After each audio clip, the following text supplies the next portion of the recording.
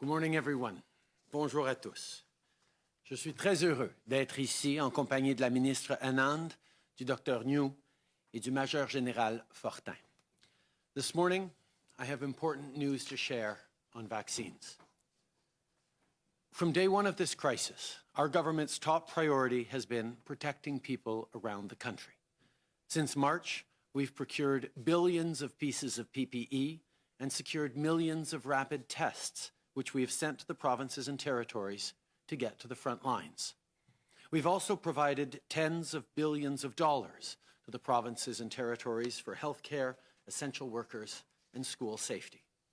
We're using every tool in the toolbox to keep people safe and get Canada through the storm. It's been a difficult year, and we're not out of the crisis yet. But now, vaccines are coming. Notre objectif est de fournir un vaccin sécuritaire et efficace aux Canadiens le plus tôt possible. Lors de la dernière rencontre avec les premiers ministres, le ministre Leblanc leur a parlé de la nécessité de travailler ensemble avec les provinces et territoires, ainsi qu'avec les communautés autochtones pour assurer le déploiement du vaccin. Il y a une semaine et demie, on a également annoncé la mise sur pied d'un Centre national des opérations par l'entremise de l'Agence de la santé publique qui est appuyée par les Forces armées canadiennes. Le major-général Fortin dirige la coordination et la logistique et je sais qu'il possède le savoir-faire dont on a besoin. We are facing the largest immunization in the history of our country. This is no small task, which is why we have a clear plan. Our government, through the National Operations Centre, has been working with the provinces and territories to ensure that we're ready to roll out vaccine doses as soon as they're approved and delivered. On procurement of these vaccines, Minister Anand and her team have been working tirelessly to secure the most diverse portfolio of vaccines in the world, and today we see those efforts paying off.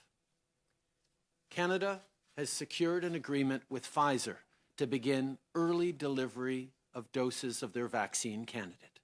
We are now contracted to receive up to 249,000 of our initial doses of Pfizer-BioNTech's COVID-19 vaccine in the month of December. Pending Health Canada approval, the first shipment of doses is tracking for delivery next week. Shipments will continue to arrive into 2021 with millions of doses on the way. This will move us forward on our whole timeline of vaccine rollout and is a positive development in getting Canadians protected as soon as possible. Pfizer, the Public Health Agency, and the provinces are working together to finalize preparations at the first 14 vaccination sites this week. I want to assure Canadians that any vaccine approved in Canada will be safe and effective. The regulatory process is ongoing and experts are working around the clock. They will uphold Canada's globally recognized gold standard for medical approvals. Le Canada a conclu une entente avec Pfizer pour commencer la livraison de doses de leur candidat vaccin plus tôt. Nous allons donc recevoir jusqu'à 249 000 doses initiales du vaccin de Pfizer-BioNTech au mois de décembre. Suite à une approbation de Santé Canada, les premières livraisons pourraient arriver la semaine prochaine avec des millions de doses prévues pour le début 2021. Cette nouvelle signifie que nous pourrons prendre de l'avance dans notre plan de vaccination. C'est un développement positif pour pouvoir protéger les Canadiens le plus tôt possible. L'Agence de la santé publique du Canada, les provinces et Pfizer travaillent ensemble cette semaine afin de finaliser les préparatifs pour les 14 sites de vaccination. Je veux en profiter pour réaffirmer que vous pouvez être certain que tout vaccin approuvé au Canada sera sûr et sécuritaire. Le processus réglementaire est en cours et les experts travaillent très fort.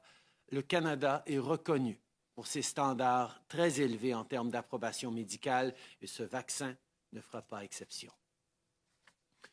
Nous avons aussi des ententes avec 6 autres candidats vaccins, ce qui fait en sorte que notre gamme de vaccins potentiels est la plus large et diversifiée au monde. En plus de Pfizer-BioNTech, il y a aussi Moderna, AstraZeneca Oxford et Janssen qui ont déjà soumis leurs candidats vaccins à Santé Canada. Nous faisons tout ce qu'il faut pour nous assurer que les Canadiens aient accès à un vaccin sûr et sécuritaire le plus tôt possible, aussitôt que les doses seront prêtes. While vaccines are on the horizon, remember they cannot protect you if you get COVID-19 now. I know this winter will be hard, especially with the holidays fast approaching. But we're coming into the final miles of this crisis, so let's all buckle down and do what's necessary to keep ourselves and others safe. Over the last few days, we've seen new records of COVID-19 cases in a number of provinces. Hospitalizations are rising, families are losing people, and our most vulnerable are at risk. Just because we're getting closer to vaccines doesn't mean we can afford to become complacent. And on the other hand, just because the numbers are spiking doesn't mean we should give up in despair. Let's keep working together, and let's remember that together we will get through this. Parce qu'on se prépare à l'arrivée de vaccins sécuritaires et efficaces, il est important de maintenir tous nos autres efforts. Ce qu'il faut faire, c'est très clair. Assurez-vous de porter un masque, lavez-vous les mains, gardez vos distances et téléchargez et utilisez l'application Alerte COVID. Évitez les rassemblements et ne mettez pas votre santé ou celle d'autres à risque et ensemble, on va passer à travers. This morning, I also want to recognize that 50 years ago today, the report by the Royal Commission on the Status of Women in Canada was tabled in Parliament. When it was published, this report was a landmark document helping drive progress on gender equality. 50 years later, we've come a long way. But with this pandemic impacting women disproportionately, we're reminded that there is still much further to go. One of the most significant recommendations of the Royal Commission was to take action on childcare. Today, we are committed to moving forward with a universal childcare system. Our government will continue to take the steps needed to build and rebuild a fairer, more equal Canada for everyone. Today, I also want to recognize the news that National Chief Perry Bellegarde will not be running for another term. Perry has been a tireless leader and advocate for First Nations, and I know I am joined by people across the country in recognizing and celebrating his years of devoted service to First Nations communities. We lift you up, Perry. We will continue to work with the National Chief to advance the priorities identified by First Nations, including keeping First Nations communities safe from this pandemic. Finalement, j'aimerais conclure en félicitant Michael Sabia pour son nouveau rôle de sous-ministre des Finances. Il fait un travail remarquable en tant que président de la Banque d'infrastructure et je sais que ses compétences nous seront très précieuses pendant que nous rebâtissons une économie forte et résiliente. C'est Paul Rochon qui occupait le poste de sous-ministre des Finances depuis 2014 et j'aimerais également le remercier pour toutes ces années de dévouement et son travail exceptionnel pendant cette pandémie. Merci à tous. Anita. Thank you, Prime Minister, and thank you also for mentioning the important report on the Royal Commission on the Status of Women, such an important milestone for us to remember. Depuis le début de cette pandémie, mon ministère des Services publics et Approvisionnement Canada et moi-même avons travaillé sans relâche pour veiller à ce que les travailleurs de la santé de première ligne au Canada disposent de l'équipement protection individuelle indispensable pour faire leur travail. Les provinces et les territoires ont accès aux fournitures de tests et aux kits de tests rapides dont ils ont besoin. Tous les Canadiens ont accès à des vaccins sûrs et efficaces. From the outset of this pandemic, my Department of Public Services and Procurement Canada has worked tirelessly to ensure that Canadian frontline healthcare workers have the vital PPE necessary to do their jobs. The provinces and territories have access to the testing supplies and rapid test kits that they require, and that all Canadians have access to safe and effective vaccines. We have ensured that Canadians have access to the supplies and vaccines needed in a hyper-competitive global marketplace marked by uncertainty, volatile supply chains, and shortages of raw materials. It is because of this reality that we continue to pursue an aggressive procurement strategy with a diverse portfolio of suppliers, whether in the area of PPE or vaccines. On PPE, we have procured more than 2.5 billion items of PPE. We've received more than 1.25 billion articles of PPE to date. To be clear, this inventory includes Canada's complete order of more than 20 million litres of hand sanitizer, 90% of the face shields and gowns that we have ordered, and more than 84 million N95 respirators. Millions of made-in-Canada N95s will continue to arrive for at least a decade. Our unrelenting approach to procurement is also why deliveries of vaccine doses will begin this year instead of next, pending regulatory approval. With up to 249,000 Pfizer doses coming this month, we are ensuring that Canada is well placed to undertake the largest mass vaccination operation in Canadian history. Thank you also to General Fortin for joining our team in this regard. Throughout 2021, I want to assure you that millions and millions of vaccines will continually flow into this country once they are approved by Health Canada. That has been our procurement strategy from day one. L'annonce d'aujourd'hui nous donne l'assurance qu'il y a de la lumière au bout du tunnel, mais nous avons encore du travail à faire pour nous assurer que ces vaccins et fournitures connexes continuent d'être livrés et administrés. Our goal continues to be to ensure that Canada has the vaccines, logistics systems, and supplies in place to further combat COVID-19. And we will not rest until we climb this mountain. Merci beaucoup, Megwetch. Thank you so much. Thank you, Minister. We'll now turn to the phone for questions. One question, one follow-up. Operator. Thank you. Merci. First question, Dylan Robertson, Winnipeg Free Press. Line open. Good morning, Prime Minister.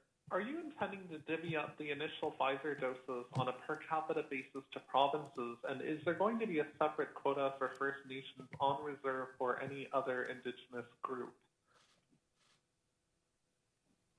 The NACI, the Immunization and Vaccination Advisory Board, filled with scientists and experts, have made determinations around the most vulnerable populations that need to receive vaccinations in a priority basis, and that is guiding our efforts and our decisions on rolling out vaccines.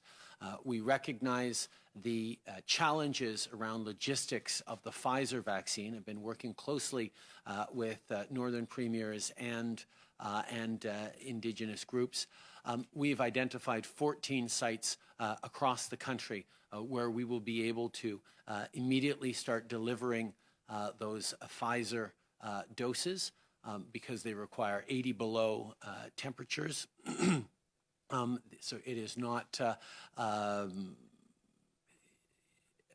easy to roll them out to more remote locations, but this process will allow us to stand up our processes for delivering and handling this first vaccine as quickly as possible.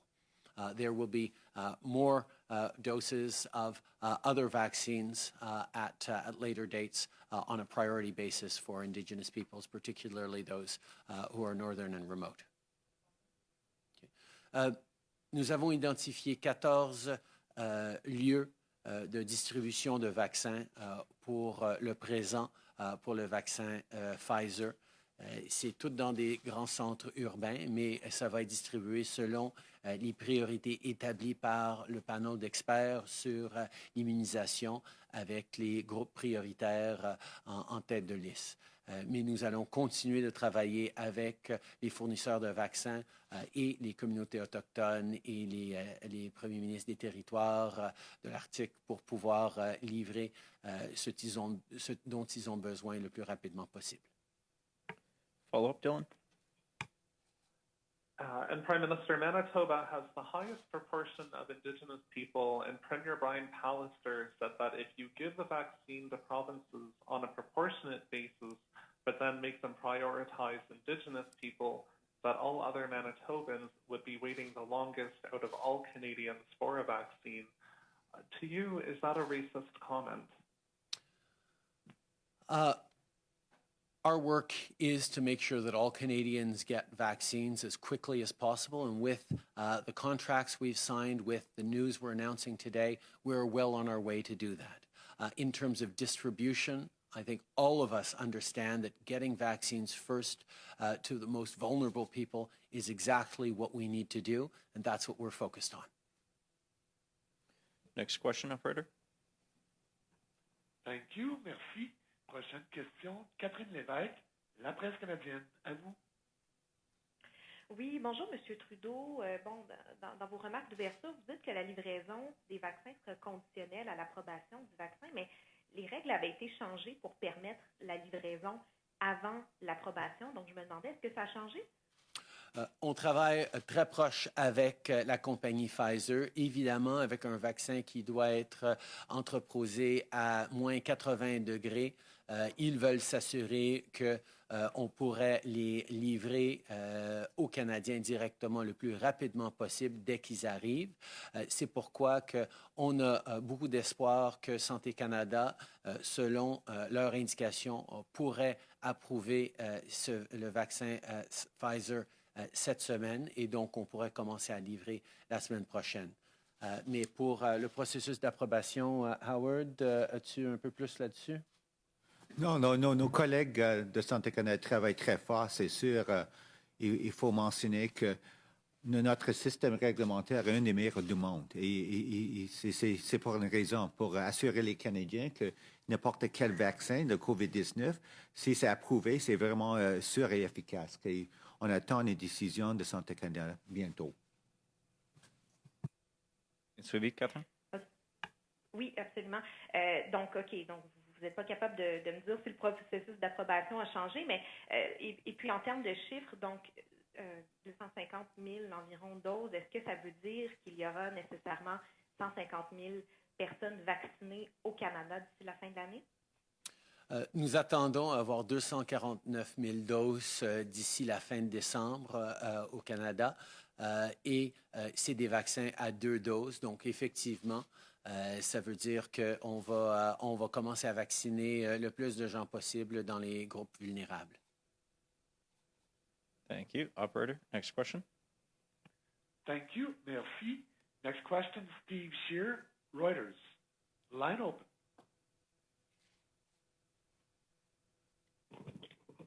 Hello, Prime Minister. I wanted to go back and ask a little bit about what Dylan Robertson was asking about before. Can you confirm that First Nations isolated communities in the north will have priority access to vaccines, say, before than the general public in places like Ottawa? We have worked very closely with the premiers in the Northern Territories as well as Indigenous leaders across the country. We know that they are a priority population and therefore will be part of those initial 3 million doses we're expecting in the beginning of 2021. Those are expected to be a combination of Pfizer and Moderna doses. The Pfizer vaccine, because it is required to be stored at 80 below, has more significant logistical challenges, which is why we are setting up initially 14 distribution centers in large urban areas, but they will be added with more over the coming weeks. Perhaps Major-General Fortin can speak to the logistical distribution, including as we get out to further areas. Merci, Monsieur le Premier Ministre. I would simply add that the territories have indicated a preference to other vaccine candidates because of the complexity associated with distributing the Pfizer vaccine. So we're very much paying attention to the priorities and making those vaccines available as rapidly as possible once they're approved. In terms of distribution of the Pfizer vaccine, as mentioned earlier, the 14 sites are to be ready by next week. Preparations are well underway. Once we're comfortable with that process, we'll expand deliberately into other areas in close coordination with provinces and territories. Certainement. En français, je pourrais vous ajouter que les territoires, on est en étroite collaboration avec les territoires, les Premières Nations. Et puis, ils ont indiqué une préférence pour un produit qui est un peu plus facile à manipuler, d'autres vaccins. Alors, on est en train de se concentrer sur la distribution des prochains vaccins et en étroite collaboration avec les territoires et les Premières Nations. Même chose avec les provinces pour les régions plus éloignées. Maintenant, pour ce qui est de la distribution de Pfizer, on a mentionné la semaine dernière, d'ailleurs, 14 sites près de la semaine prochaine. On est en train de travailler sur leur état de préparation ensemble avec les provinces et puis tout est en ligne pour pouvoir commencer lorsqu'on aura la permission, que le vaccin soit homologué. Et puis, à partir de ces 14, on pourra élargir le nombre en étroite collaboration avec les provinces à mesure qu'on est satisfait avec notre état de préparation. A follow-up, Steve? Yes, Prime Minister. Last week you had said that there would be further guidance as to what the priority groups would be, so the people who would first be getting the vaccine. And I guess my question is, will the provinces then be expected to follow those guidelines in the same way that essentially the federal government sets them? So do you expect the provinces to then follow the federal guidelines when they implement the vaccinations? We've set out through the recommendations of the expert group on vaccine prioritizations, clear guidelines, and it'll be to the provinces to adjust and implement them in a way that is suitable for their populations. Thank you. De Radio-Canada. Juste pour comprendre, là, vous dites que les premières doses pourraient arriver la semaine prochaine, mais concrètement, quand est-ce que les premiers Canadiens pourraient être vaccinés? En fait, c'est quoi le délai là, entre la livraison et la vaccination? La livraison des doses et la vaccination, ça se passera extrêmement rapidement. Donc, les premiers Canadiens vont se faire vacciner la semaine prochaine si on a l'approbation de Santé Canada cette semaine. Dany, sur le temps entre livraison et Howard? Monsieur le Premier ministre, je pense que ce qu'on m'a indiqué, c'est que c'est relativement rapide, un jour ou deux, pour passer à travers les étapes de manutention, déballage, dégeler le produit, et puis décanter, et puis le mixage. Alors, ça a l'air un peu complexe, mais c'est relativement court pour les professionnels de la santé. Certainly, and so far I'm okay. Yes, I would simply say that it's a matter of a day or two, is my understanding, based on the fact that once you receive the product, you have to unpack, thaw, decant, mix. So that's a relatively fast process for the health professionals.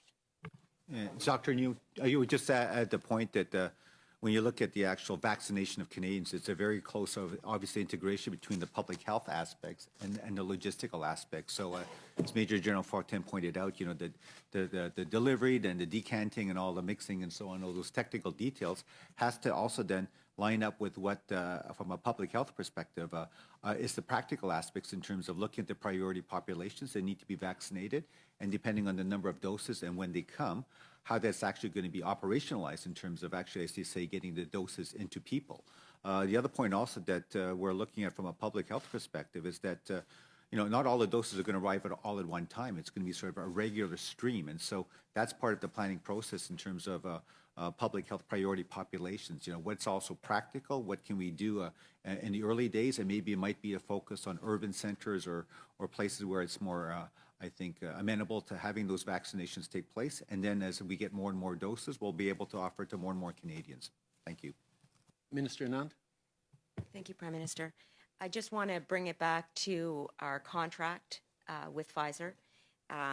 There are a number of stages that need to be walked through before the deliveries occur. So, of course, I want to stress the importance of approval from our independent regulator at Health Canada.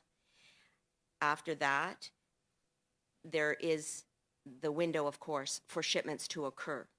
But before those shipments occur, Pfizer needs to be assured that the provinces and territories are ready, in fact, to receive those doses. And it's important to know that that's the work that Major-General Dany Fortin is doing with the Public Health Agency of Canada in conjunction with the provinces and territories. Once we are assured of provincial and territorial readiness to receive, then we will be able to pass the baton to the provinces and territories. So the last kilometer, in fact, is with the provincial and territorial jurisdictions, and we will carry the baton as far as we can along that line. Thank you. I'm McGregor, CTV News. Prime Minister, a few weeks ago, you came out and said that Canadians are going to have to be prepared to watch citizens in other countries get the vaccine first. Then, I think it was last week, you said it didn't matter when we get to the start line, what matters when we get to the finish line. Now, today, you're kind of pulling a rabbit out of the hat and saying, hey, we're going to have vaccines in December. Did you instruct Minister Anand to go out and negotiate this deal to get a comparatively small number of vaccine doses because you were concerned about the political optics of seeing other countries getting vaccinated first? We've been working on signing contracts that are flexible enough to get us the earliest possible doses of vaccines since this past summer. This was always an intention that we had to try and get vaccines to Canadians as quickly as possible, along with our imperative of securing the largest number of doses for Canadians possible from the largest range of potential vaccine producers. When we made a commitment to Canadians that we were going to do everything we could to give them the support and the path through this, we were serious about that. We know that there is a tremendous amount of uncertainty in terms of which vaccines were going to arrive first, which ones were going to be able to be manufactured quickly. These were always built into our process as possibilities. But until we were able to sit down here today and announce firm delivery pending the final approval by Health Canada, we wanted not to get people's hopes up. Because this is something that Canadians have been looking forward to for a long time, getting to these vaccines and getting beyond that. I will say from a logistical and delivery standpoint, this is the largest mobilization of vaccines in Canada's history, and being able to start with a smaller number and rapidly scale up as the flow of vaccine doses starts increasing quite rapidly, this is a good thing to allow the folks on the ground to be able to deliver certainly this Pfizer vaccine, which has a high degree of complexity in the delivery. Ça fait depuis cet été que la ministre Anand et d'autres négocient avec des compagnies de vaccins pour pouvoir avoir le plus de vaccins le plus rapidement possible pour les Canadiens. On a déjà parlé du fait qu'on a sécurisé plus de doses potentielles par personne que n'importe quel autre pays dans le monde. On a aussi souligné qu'on a une meilleure gamme de différentes compagnies de production de vaccins pour s'assurer que ceux qui seront le plus efficaces ou le plus rapides arriveront au Canada. Mais on a aussi travaillé avec ces compagnies de vaccins pour assurer que le Canada puisse en recevoir le plus rapidement possible. Je sais que c'est quelque chose que les Canadiens attendaient avec impatience et donc je suis très content de pouvoir l'annoncer aujourd'hui parce qu'on a enfin un grand degré de certitude que ça va fonctionner pour la semaine prochaine. Évidemment, on parle d'une mobilisation extrêmement complexe, donc c'est une bonne chose qu'on commence avec moins de doses pour pouvoir être prêt à vacciner le plus de gens le plus rapidement possible une fois que les doses commencent à arriver par les dizaines de milliers et même les centaines de milliers par semaine. Prime Minister Lee Berthiaume, Canadian Press. You say we're getting 249,000 doses by the end of the month. Can you spell out in as much detail as possible who are going to get those doses? The contract we've recently amended with Pfizer allows for them, they engage to deliver up to 249,000 doses to Canada before the end of December. In terms of distribution, next week's distribution will happen through 14 different sites that have been identified across the country, one in each province and 2 in our 4 largest provinces. This is to be able to initially get doses out to the most vulnerable people, but also to demonstrate and to operationalize what is going to be an incredibly complex mobilization of vaccines across the country. It is a gradual process that is going to begin this coming week, next week.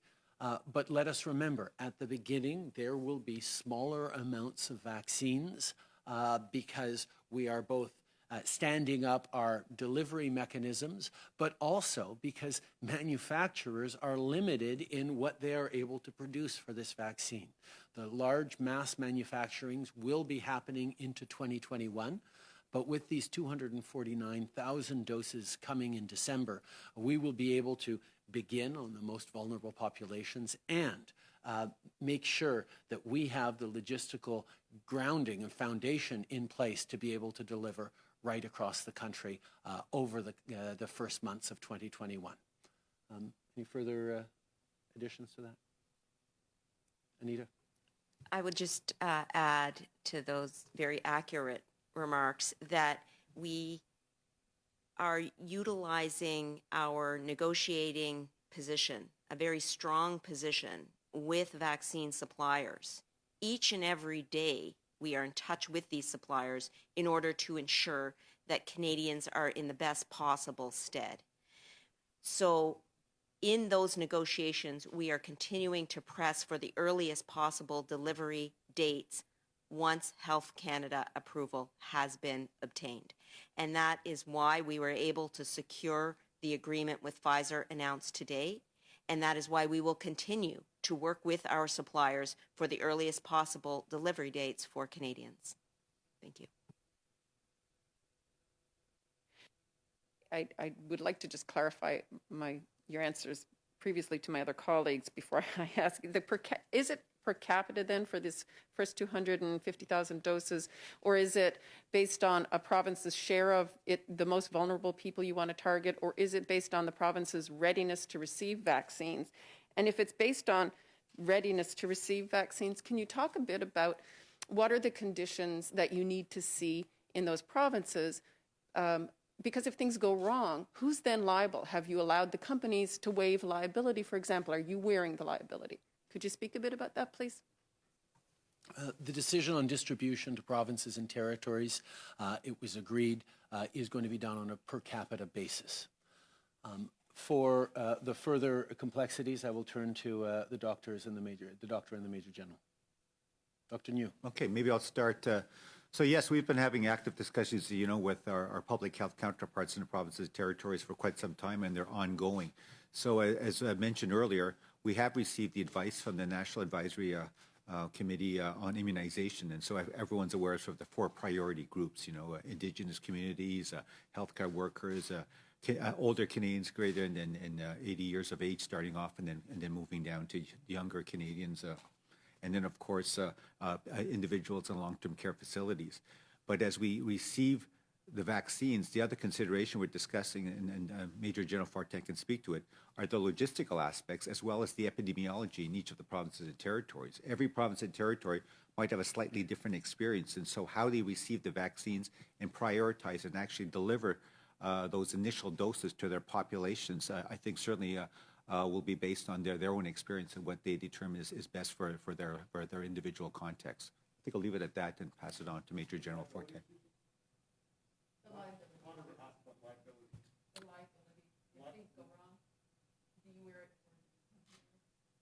Liability. I'll turn to Minister Anand for that. You can call me doctor. Listen, I think we have to be very clear that every Canadian who wants access to a vaccine is going to have access to a vaccine, and that vaccine is actually provided free of charge from the federal government. In terms of liability issues, it's really important to remember that in our contracts, we specifically implemented clauses that ensured that the vaccines would not be distributed unless they were approved by our gold standard regulator at Health Canada.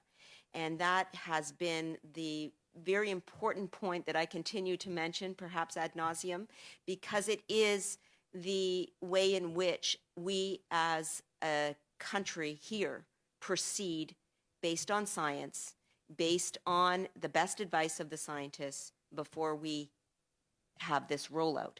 And so in terms of liability, we are able to hedge, therefore, that liability by relying on the excellent judgment of the scientists at Health Canada.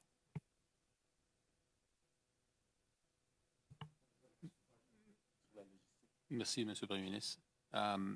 In terms of logistics, we're in daily coordination with provinces and territories. And with the 14 initial sites, we're closely monitoring their level of readiness. We have agreed on the condition criteria with the provinces. The provinces are really on track to have all those sites ready. We're exercising a dry run this week. Boxes are in the air right now. They left Belgium and they're on their way to the next transit node in the cold chain. They're being monitored. So we will learn. This is one way this week where we will learn how the process will flow if adjustments need to be made. Pfizer will learn just as much as we will because they will make some necessary adjustments. Next week, as indicated earlier, 14 sites ready. We're confident at all levels that we're going to get there with some adjustments as we go over the course of the week and next week, no doubt. But we're confident that we're in a good position to start. We have a good visibility on those conditions, and the training is underway starting tomorrow. And then from there, we'll expand in terms of numbers and expand at scale. On the question of liability, I think the most important thing to remember is these vaccines don't get approved unless they are safe for Canadians. Health Canada has one of the most rigorous approval processes in the world, and we are deeply watching other countries go through their processes, but we will make our internal, Health Canada will make its own internal process decisions based on what is safe for Canadians. And if Health Canada approves these vaccines, then we will begin to deliver these safe vaccines to Canadians across the country. In regards to the contract signed, there was questions of liability, and Canada has undertaken the necessary measures to ensure that everyone is protected through that. Oui. La décision a été prise par le comité d'experts et le gouvernement que la distribution de vaccins sera faite per capita à travers le pays pour chaque province. Les provinces, eux, vont fonctionner à l'intérieur du cadre qui a été établi par rapport aux populations prioritaires. Mais il faut se souvenir aussi qu'on n'est qu'au tout début d'un processus de distribution qui va voir des millions de vaccins distribués aux Canadiens dans les mois à venir. Et l'apprentissage de comment bien gérer cette vaccination pour qu'on puisse justement vacciner des millions de personnes par mois, éventuellement peut-être par semaine, ça va être extrêmement important. Donc, c'est une bonne nouvelle qu'on commence maintenant, mais la bonne nouvelle, c'est réellement que c'est un début qui va nous permettre de commencer graduellement pour pouvoir, en fin de compte, avoir le plus de Canadiens de façon la plus efficace et la plus sûre possible dans les mois à venir. Ashley Burke, CBC News. Good morning. Can you just clarify, out of the 249,000, will that be 249,000 people who receive the vaccine, or will that be about half that amount of people who get the shot but they'll get 2 doses? And my question is, I understand the government has a diverse portfolio when it comes to vaccines. There has been more option for Moderna, knowing that it might be easier to transport around the country, especially to remote communities or northern communities. Moderna's never created a vaccine before. It's never scaled up to this size before. How much confidence do you have in Moderna to do that? First of all, we will continue to work with all vaccine manufacturers on their delivering of supplies. Yes, there is significant unknowns in terms of manufacturing capacity for various vaccines. They have never been made at this scale before, at this speed before. That's why, first of all, the regulatory process needs to be as rigorous as it always is. There are no corners cut by Health Canada in terms of approving a vaccine for safe use by Canadians. On top of that, we know that in building a new vaccine, there would be challenges that certain companies would encounter that others might find an easier time with, which was why we set out to build the most diverse portfolio of vaccines in the world, and we ensured more than enough doses for Canadians through all those different vaccine contracts to make sure that if one company does face greater logistical or manufacturing or health approval challenges than others, we have others that will ensure, other contracts that will ensure that Canadians stand the best chance possible of getting vaccinated and getting through this COVID-19 pandemic as quickly as possible. The Pfizer vaccine is a 2-dose vaccine with a few weeks apart. Part of the challenge of the logistical delivery is to see whether those doses can be properly stored and delivered a few weeks later to the same people. That's what Pfizer as a company is looking for. You can imagine that any responsible company like Pfizer is going to want to make sure that none of their vaccines are going to be wasted through inability to properly store, transport, or administer. Every single dose of those vaccines are extraordinarily precious right now. So they will be looking very, very closely at our ability to do that. So those 249,000 doses to be delivered in December, the vast majority of them, if not all of them, will be 2 doses for a single individual. Thank you, and that concludes today's press conference. Merci beaucoup tout le monde.